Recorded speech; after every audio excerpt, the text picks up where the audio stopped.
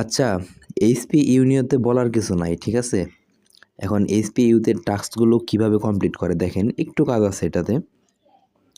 এই যে এইচপি ইউতে আমি ঢুকলাম, ঢোকার পর এই যে নিচে দেখেন টাস্ক অপশন, দেখতে পাচ্ছেন? এই যে টাস্ক, যখন আপনি একটা প্যাকেজ কিনে ফেলবেন, যেমন হচ্ছে আমি অলরেডি হচ্ছে যে দেখেন কোন স্তরে আছি, ওয়েলকাম ডিয়ার H1, আমি হচ্ছে H1 স্তরে আছি। হ্যাঁ, স্তর মাত্র 3টা এটাতে।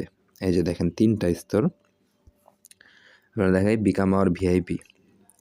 এই যে বাঙালিরা এই 3টায় কাজ করতে পারবে, H1 H2 H3, 1500, 4500 আর এটা হচ্ছে 15000। আচ্ছা, যাই হোক, এখন কিভাবে কাজটা করতে হয় সেটা একটু দেখেন। এই যে টাস্ক আছে নিচে, এই টাস্কে দিবেন পণ্যটা কেনার পরে, এবং পণ্য কেনার আগে 4 দিন টাস্ক থেকে ফ্রি কাজ করা যায় 50 টাকা করে। তো এই যে টাস্কে ক্লিক করলাম। এখন দেখেন আমার অর্ডার আইসা রয়েছে কয়টা, 5টা। আমি একটা কমপ্লিট করি নাই। 5টা কমপ্লিট করলে এখানে 50 টাকা যোগ হবে। আজকে প্রথম কাজ করবো আমি আর কি এই অ্যাকাউন্টে। আচ্ছা দেখেন, এই যে গেট অর্ডারে ক্লিক করলাম। ক্লিক করার পর এই যে ওকে আসলো।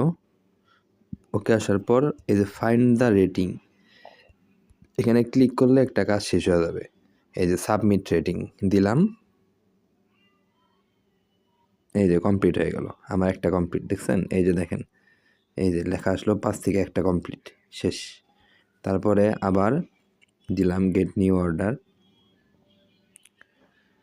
এই যে find the rating, submit rating, শেষ। 2টা শেষ হয়ে গেল, দেখছেন? এই 2টা শেষ হয়ে গেল। আবার গেট অর্ডার, তারপরে ফাইন্ড দ্য রেটিং, সাবমিট,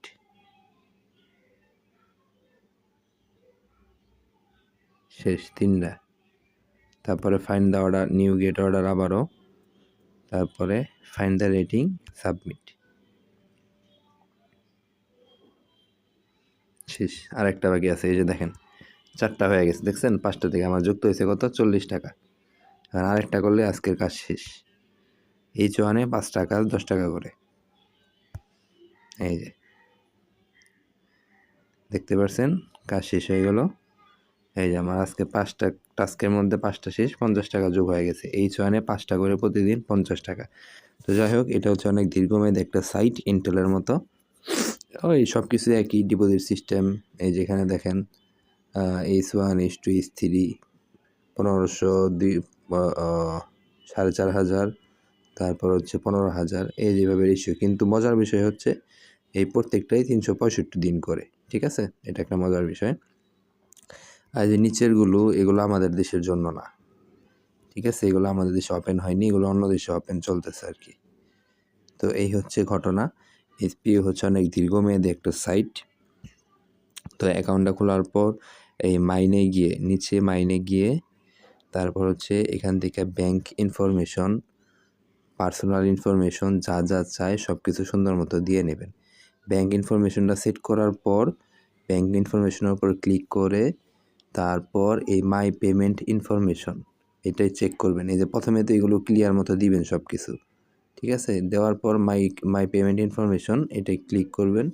এখানে একটা পাসওয়ার্ড চাই, কিন্তু যখন আইডি নতুন খুলবেন এখানে একটা পাসওয়ার্ড চাই, সহজ একটা নাম্বারের পাসওয়ার্ড দিবেন, উইথড্রলে লাগতে পারে। তো পেমেন্ট ইনফরমেশনে গেলাম, যাওয়ার পরে যে দেখেন আমার বিকাশ নাম্বার সব কিছু এখানে দেখাচ্ছে। এরকম দেখানো মানে হচ্ছে আপনার ওকে।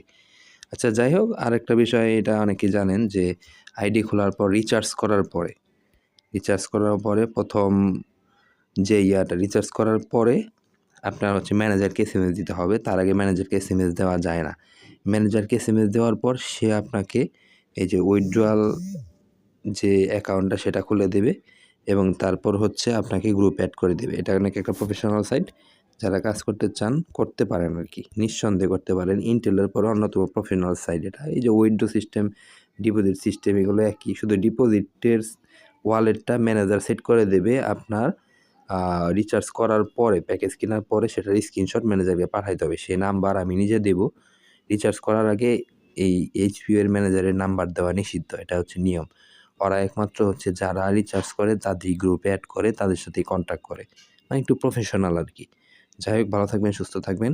আর এইচপিইউতে অ্যাকাউন্ট না খুললে দ্রুত করে ফেলেন আর কি। আর অনেকেই করছেন, তারপরেও আর কি সিস্টেমটা দেখাইলাম আসলে কীভাবে। ধন্যবাদ।